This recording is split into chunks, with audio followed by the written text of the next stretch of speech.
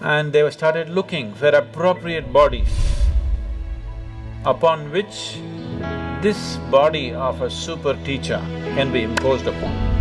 So people gathered around him, enormous wisdom and sense. So Khalil Gibran said about J. Krishnamurti, when I walked into the room, just those 5 Saturday afternoons, an hour and a half, that much impact he had on me.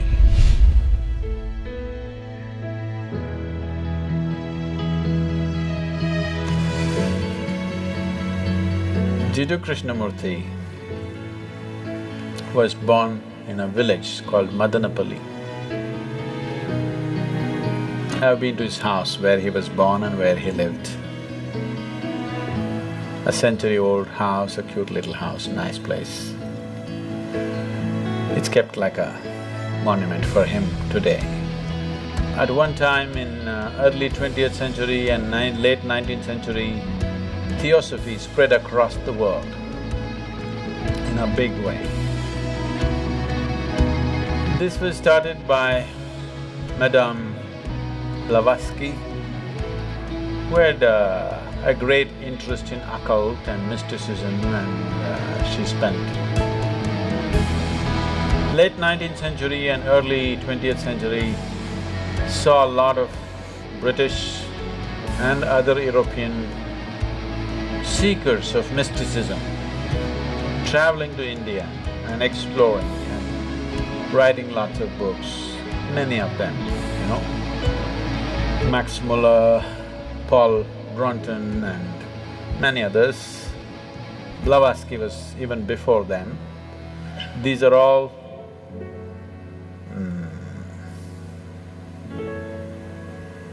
explorers of mysticism.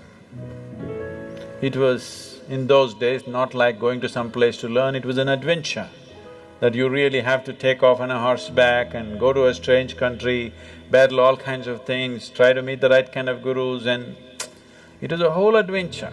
So they put themselves through all this. Madame Blavatsky traveled to all kinds of places. She went to Tibet, she went to India, and then she came down to Tamil Nadu and set up the Theosophical Society out there, which still is there.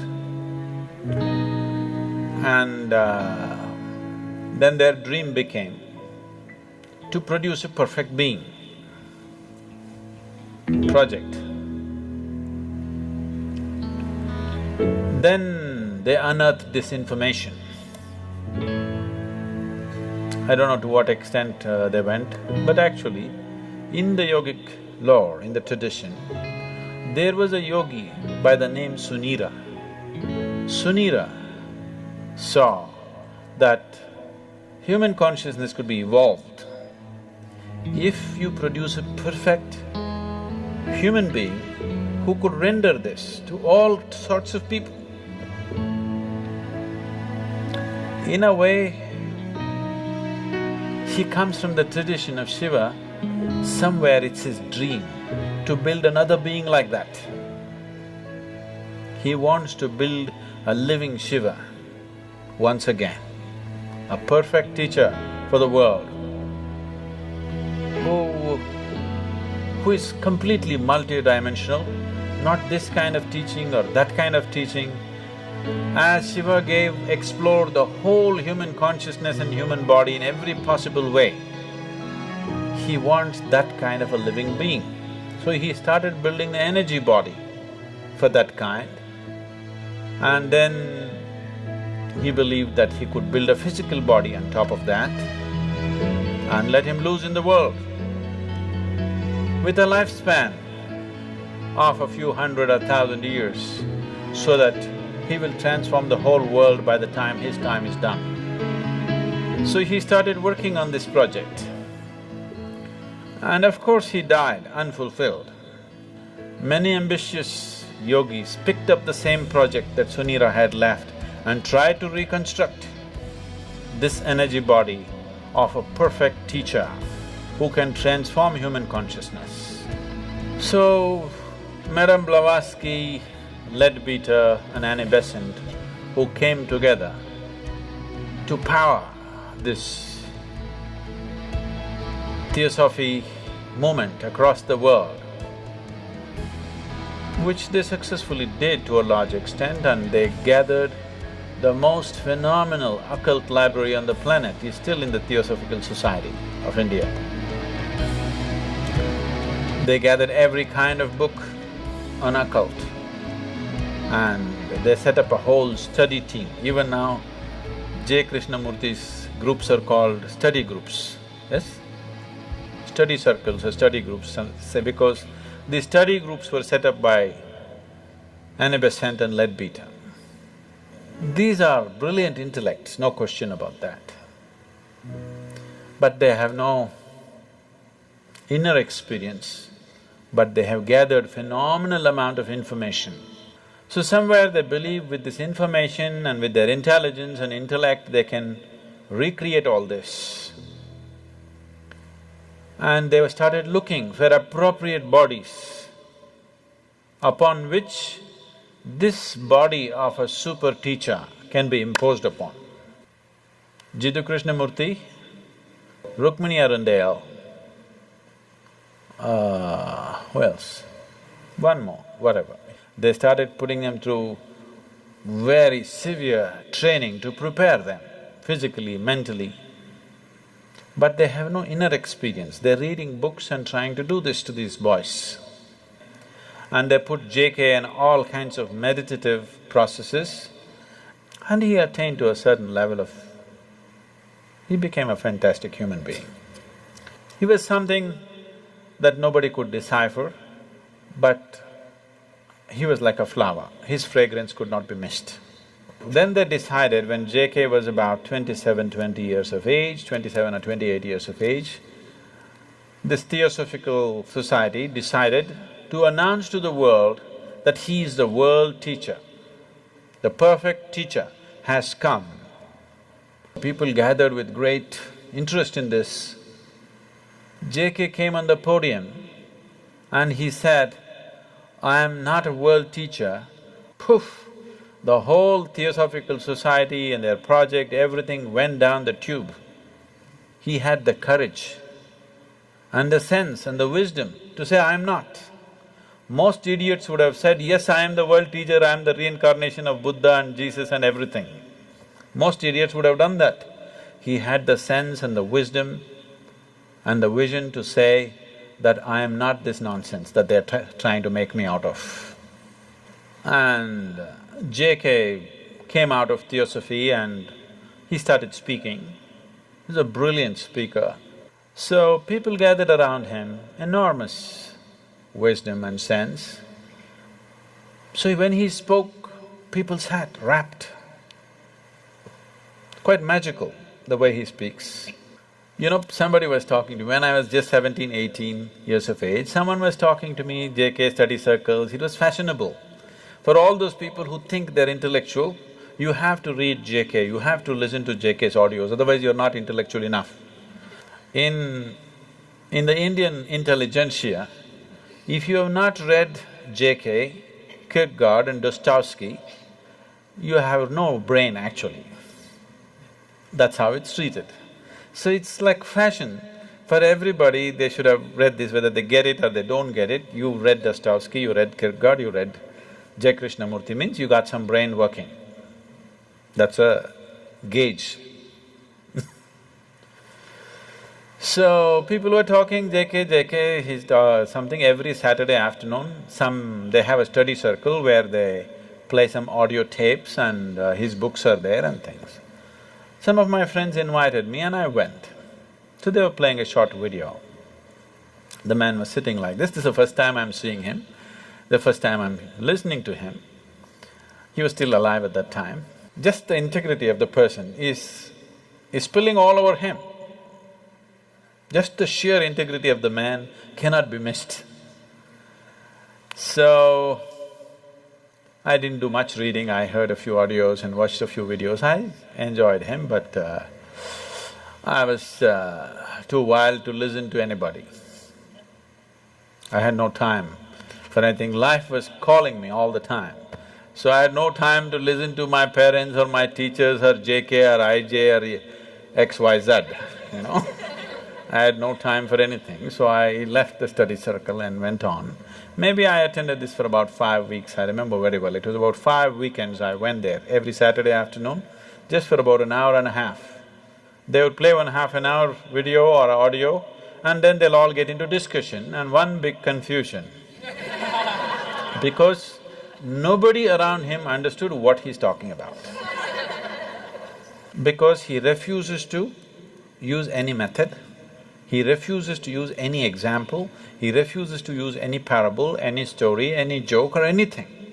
This is just intellectual dissection. This is called as Gnana Marga. This is pure Gnana Marga. Gnana means the way of the intellect. Out of these 7 billion people, if you find 10,000 people who have that kind of a razor-sharp intellect, who can, without any kind of context, they can go on slicing things, you will not even find I don't think you'll find 10,000. Maybe you'll find 1,000 people. And those 1,000 people may not be interested in the spiritual process, they may be trying to slice through the stock market, they may be trying to slice through something else. So, around JK, everybody could feel the man is special, but nobody could get what he was talking about, because he refused to play the role of a guru, he refused to initiate anybody into anything, he refused to give any kind of method, any kind of process. He said it anyway happen. It is true. Anyway it will happen. But maybe after 1,000,000 lifetimes. So if you're in a hurry, either you must have that kind of an intellect, which is rare, or you must be willing to use the other faculties that you have of body, energy, emotion, all these things. He went driving on one wheel of his car. He is good at it, but nobody else could get to do it. Fantastic human being. When he was there was a fragrance, when he's gone, only books, because there's no living process. So Khalil Gibran said about J. Krishnamurti, when I walked into the room, JK was sitting and Khalil Gibran went to meet him. He said, when I walked into the room, I walked into a wall of love.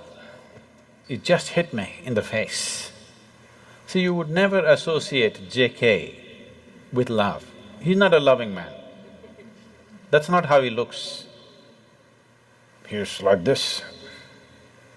He definitely doesn't look loving, but he's very loving. His energies are absolutely compassionate, but his words are like knife. So, people felt something, but they couldn't figure what it is. They couldn't get a hold on it because he wouldn't give a hold. He said, if you hold it, you may get stuck with this, so don't hold. If there were millions of razor-sharp minds in the world, that would have been a fabulous way to do things. But in today's world, in the existing way the humanity is, the way people's intellects are entangled in 1,000,000 things, that method is just not going to get anybody anywhere. It's a beautiful process, but there must be people who can digest it, isn't it? So, J. Krishnamurti was like a flower. His fragrance was felt when he was alive, and that's all. His words are good. If you want to kind of use it as an intellectual exercise to drop a few things, they could be useful, brilliant. His intellectual brilliance just comes out every moment of his life.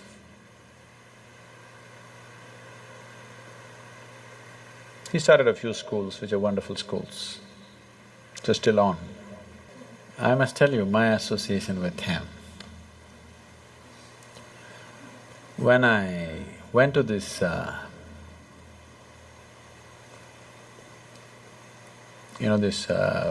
weekends for 5 Saturdays, Saturday afternoons, an hour and a half, that's my exposure to him. And one day he spoke about education. And it really gripped me.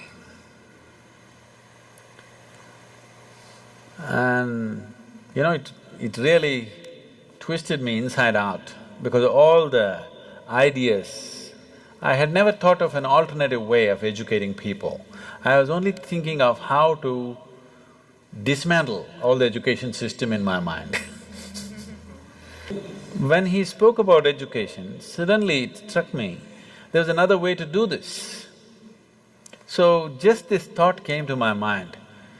I was just maybe 17, 18, and I was living wild and I have dreams of running away somewhere. So I just thought if at any time if a child comes under my control, I would like to put the child to this kind of education. So, it just so happened when my daughter had to go to school, when she got admission in some of the best schools in Ooty, but then it just flashed me in my mind that, okay, there's a JK school, why don't I send her there? And she went to that school and she spent 8 years studying there. So just those 5 Saturday afternoons, an hour and a half, that much impact he had on me, that I handed over my daughter to his care in one way or the other.